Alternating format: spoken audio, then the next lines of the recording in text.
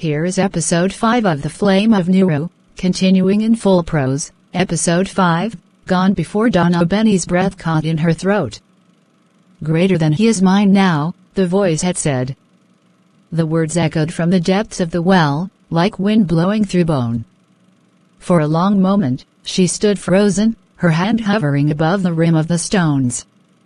Then she forced herself to back away, slowly, never turning her back to the darkness. The blue ember she had dropped into the well still shimmered faintly, but now it floated just above the surface, not sinking. And around it, the water swirled unnaturally. She fled. By the time she reached home, the sky was beginning to gray. Birds chirped uncertainly. The night air hung heavy, as if holding its breath. She rushed inside. Greater than Tund? She whispered, hurrying to the mat where he usually lay. The mat was empty. Her heart slammed against her ribs. Greater than Mama. Baba. She cried out, shaking the house. Her mother stumbled from the other room, rubbing her eyes. What is it? Greater than Tund's gone. They searched the house. Then the courtyard. Then the neighbor's hut. No sign of him. Jogo ran through the village, calling for help. Drums of alarm were beaten. Elders gathered. The entire village was roused before dawn. But Tund had vanished. Only Benny noticed something strange, a trail of faint, flickering soot marks, small and round, like tiny burnt footprints, leading toward the forest. The Forest of Whispers. Greater than no child entered that place. Not alone. Not ever. But Benny knew. Greater than he had been taken. Later that morning, as the sun broke through the clouds, Elder Kiwa came to her quietly and said, "It begins." Greater than what begins? She asked. He looked toward the forest. Greater than the unraveling. The hollowing of the flames. Benny clenched her fists. Then I'm going after him. The elder's eyes narrowed. You won't return the same. I don't care. He gave her a cloth-wrapped satchel. Inside are 3 ember stones, a whisper charm, and a name. Keep the name close, but don't speak it unless the dark asks for it. Benny didn't ask questions. She tied the satchel around her waist. As she stepped into the edge of the forest, the trees whispered her name. Greater than Benny, the lantern tree flickered once in the distance behind her, as though offering one last blessing. And then she disappeared into the leaves. Here is episode 6 of The Flame of Niru, continuing the full prose story. Episode 6, Into the Forest of Whispers. The Forest of Whispers was not like any ordinary forest. Its trees were ancient, tall as hills, with bark that looked like cracked skin and leaves that shimmered like ash in the sun. Every branch seemed to listen. Every root remembered. Benny stepped past the boundary stones at dawn.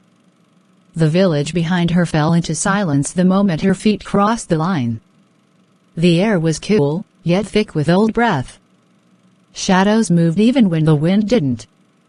The trees whispered to each other in a language of rustling leaves and snapping twigs. Greater than Benny. Flame child wanderer. She tried not to listen. She followed the soot trail, small black circles stamped faintly into the forest floor. Tund's path. But after only a few paces, the trail vanished, swallowed by moss and mist. She pulled an ember stone from her satchel and whispered the Flammakeeper's chant, greater than burn true, burn bright, in dark or light, reveal what's hidden from the eye. The stone lit up with a soft golden glow and hovered just above her hand. As it floated forward, the fog parted. Beneath it, the footprints reappeared. Benny exhaled. Greater than thank you, Kawa. 4 hours she walked. Past thorn vines that curled like sleeping serpents. Past trees with hollow mouths and bark shaped like screaming faces. Her flame stayed warm, steady, but the deeper she went, the more the forest pushed against it. At midday, she reached a clearing filled with silent birds, hundreds of them perched motionless on the branches. Not one moved. Not one sang. They watched her with eyes too human. She stepped carefully. In the center of the clearing was a small pool of black water. In it, a reflection shimmered, not hers, but Tund's face, floating still and pale. Greater than Tund, she cried, rushing forward. The moment her foot touched the water's edge, the reflection changed. It was no longer her brother. It was her. But older. Worn. Alone. Her flame barely visible. Then it turned away. The water rippled and a voice behind her whispered, "Greater than the path to him leads through the hollow tree." She spun around. No one. Only wind and the whispering leaves. "Greater than hollow tree," she repeated. But where? Just then, the ember stone in her hand pulsed rapidly and floated toward the right off the path, deeper into tangled woods. She followed. By dusk, Abeni stood before a massive dead tree, gray and lifeless, split down the center like a broken jaw. Vines dangled from its limbs like old ropes. Carved into the bark was a symbol, a spiral flame, upside down. She reached forward, but before her hand could touch the bark, the tree spoke. Not aloud. Not with sound. But in her mind. Greater than three must pass, the lie, the fear, the truth. The spiral glowed faintly. Abeni closed her eyes. Greater than, then I'll pass them all. And she stepped inside the hollow tree. Here is episode 7 of The Flame of Nuru, continuing the full prose folktale, episode 7, The Lie That Burned Inside the Hollow Tree. There was no light. No scent of bark, no rustle of branches, only silence and a darkness thick enough to hold. Abeni stepped forward. The world behind her vanished. Her feet touched solid ground, but her breath came shallow. Then a flicker. A single flame blinked into existence before her, hovering in the void. It formed into a doorway. Greater than the first trial, came the voice again, not spoken but seated in her thoughts. The lie you told. Walk through it. Abeni's brow furrowed. A lie? The flame pulsed again and the doorway widened. She stepped through. Suddenly, she stood in her family's compound again. Morning light bathed the mud walls. She heard laughter, her mother's, her father's. And then Tund's. Whole, happy. But something was off. A younger version of herself stood in the courtyard, holding a cracked flame petal. Her brother, much smaller than now, reached for it. Greater than Abeni, what happened to my petal? Young Abeni's lip trembled. Then she smiled. Greater than, you lost it, Tund. You dropped it when you were playing. I told you not to throw it. Greater than, but I didn't. Greater than, well, it's gone now, she said, turning away. The scene froze. The voice returned. Greater than, that was your lie. You broke it. But you blamed him. It dimmed his trust. It was small. But small lies feed the hollow. Abeni's heart pounded. She stepped toward her younger self, now frozen.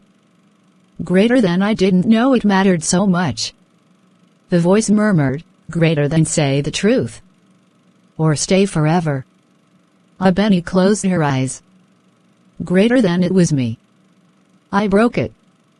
I was jealous that he was chosen to carry the first petal of the season. So I cracked it. And I lied. There was a beat of silence. Then, light. The doorway of flame burst open again, the darkness around her peeling back like old skin. She was no longer in the courtyard. She was walking forward, into the second trial. Now she stood before a mirror, tall and smoky. Her reflection shimmered and blinked. Then it stepped out. Greater than Abeni. But not quite. This Abeni wore a crown of ash and a robe made of fading fire.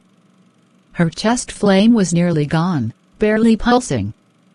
The real Abeni whispered, "This is fear." The shadow Abeni spoke, "Greater than you fear you are not enough.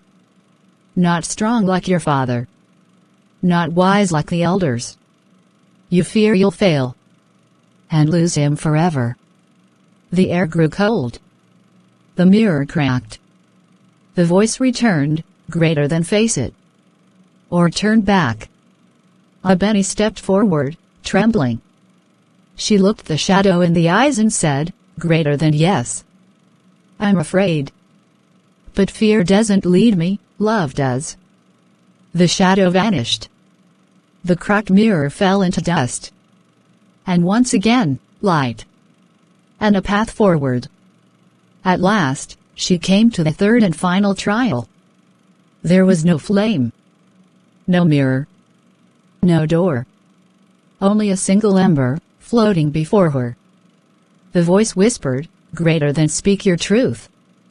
Abeni's voice quivered, but she spoke, "Greater than I would give my flame to save my brother. I would walk into the hollow, let the roots take me, if it means he lives. That is my truth." The ember glowed brilliantly. It split into two. One floated to her chest, strengthening her flame. The other floated ahead, guiding her to the exit of the hollow tree. She stepped out beneath a starless sky, the forest silent. And in the distance, on a darkened hill, she saw a twisted tree rising with a strange light beneath it. Greater than a temple of the hollow. And somewhere inside, Tund. Here is episode 8 of The Flame of Niru, continuing the full folktale in prose. Episode 8, The Temple Beneath the Roots. The wind howled softly as Abeni stepped out from the hollow tree. The sky above was an eerie purple-gray, no stars, no moon. Even the crickets had gone silent. In the distance stood the twisted tree. Its roots clawed the earth like fingers desperate to escape, and from beneath it, a pale orange glow throbbed like a dying heartbeat. Abeni took a step forward. The two embers that had formed during her trial hovered beside her, drifting slowly toward the light. The ground shifted beneath her feet. The forest whispered, "Greater than do not go where roots remember blood." But she pressed on. As she drew near, she realized the tree was not just a tree, it was a gate.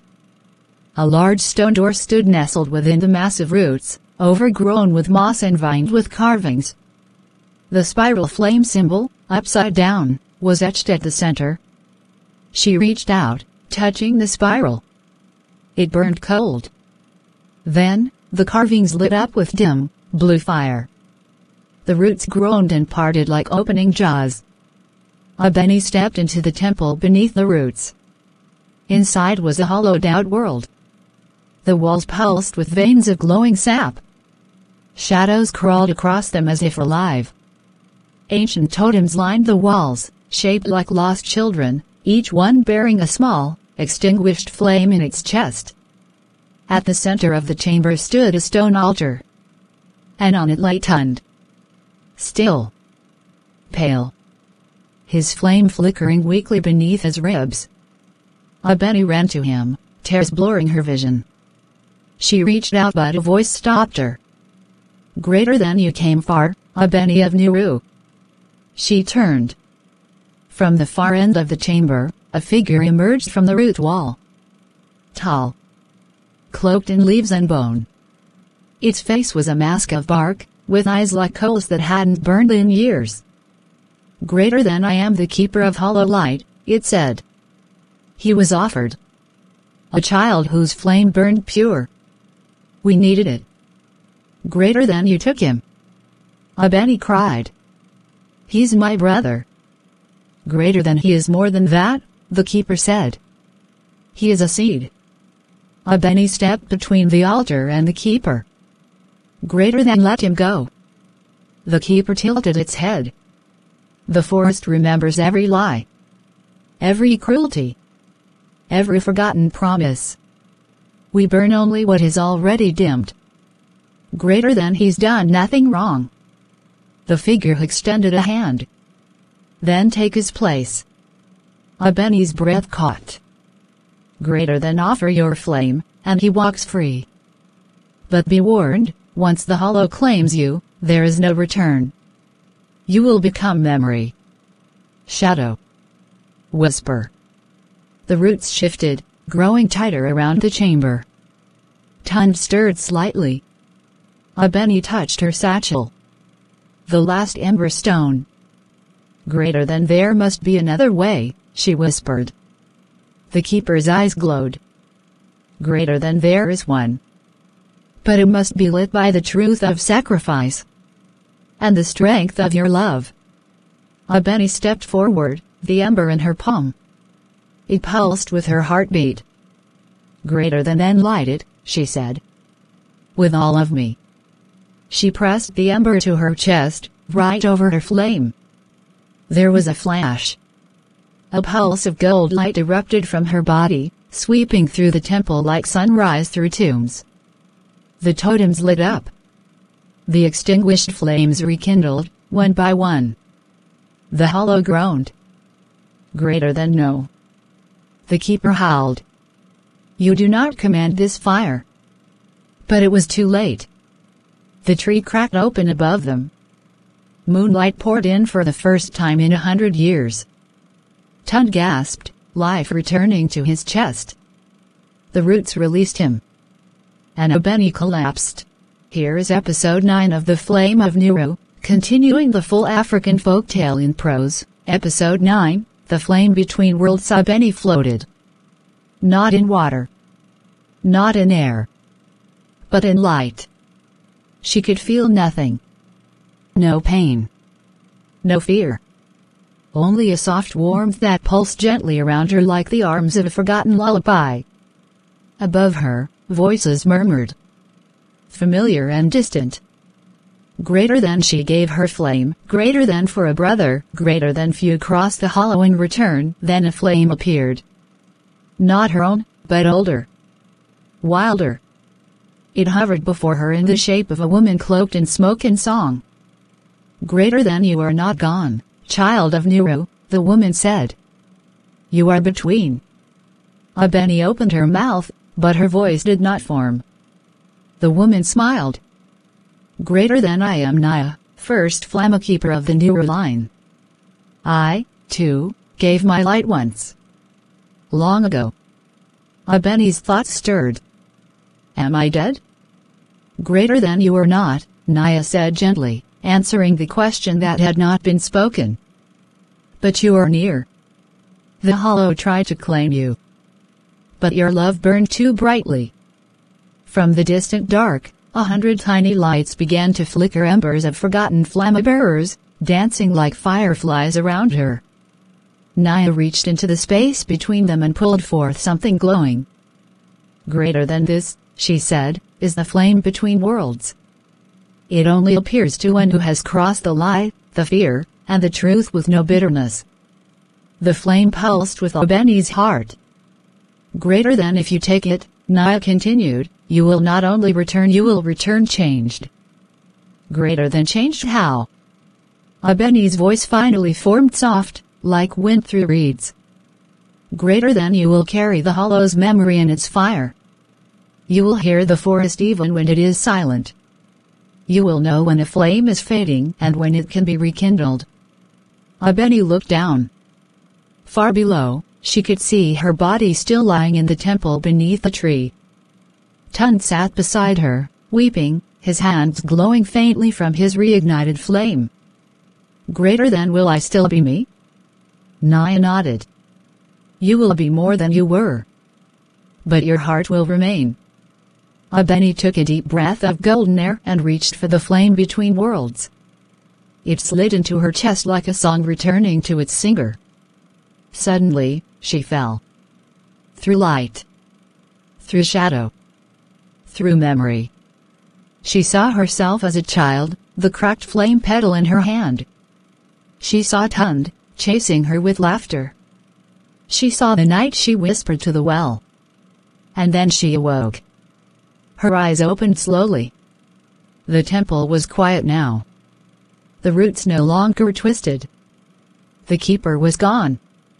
Tund looked up and gasped. "Benny?" She smiled weakly. "You owe me one, brother." He laughed and hugged her fiercely. Outside, the first bird song of morning rose, as if the forest had remembered how to breathe. And within Benny's chest, two flames now danced, one of Nuru and one born between. Here is episode 10 of The Flame of Nuru, continuing the African folktale in prose. Episode 10, Return of the Flammy Bear. The sun had not yet risen when Benny and Tund stepped out from the roots of the hollow tree. The world around them felt hushed, like the forest itself was holding its breath. Tund clutched Benny's hand tightly, afraid to let go, afraid that if he did, she might disappear again. But Benny. She walked differently now, steadier, quieter, as if every step was in rhythm with something deeper than the earth itself. Her eyes glowed faintly with the memory of the flame between worlds. When they reached the edge of the forest, the fields of Nuru lay before them. Smoke from early cooking fires curled into the lightning sky. Farmers were rising. Mothers called to children. The world had moved on, unaware that it had nearly lost a piece of its soul. But as they stepped into the first path leading home, something began to happen. Lamps flickered. Torches reignited. Old flame shrines that had not burned in years each lit with a sudden breath of golden light. Villagers turned, gasping. Faces appeared in windows. Feet thudded against earth. Greater than is that Benny? Greater than she's alive. Greater than and the boy Tund. They're both here. Children ran ahead, shouting. The village elders stepped out from their huts, robes fluttering in the dawn wind. Benny and Tund were soon surrounded. Old voices murmured blessings. Women placed hands on their heads. Men touched their own chests in reverence. Then Elder Oguta stepped forward. His eyes, which had once been stern with doubt, now shimmered with wetness. Greater than you went into the hollow tree, he said. You crossed the place none return from. Greater than I went for my brother, Benny answered simply. But then he noticed something in her. Something deeper. Greater than and something came back with you. She met his gaze. Greater than a flame, she said. One that remembers what we forget. One that can mend or burn. The crowd was silent. Then Oguta knelt. Not in worship, but in respect. Greater than then you are no longer a Flamekeeper's daughter, Benny, he said. You are now something greater. He stood, turned to the people, and declared, Greater than let it be known. Benny of Nuru is the bearer of the flame between worlds. A seer of truth.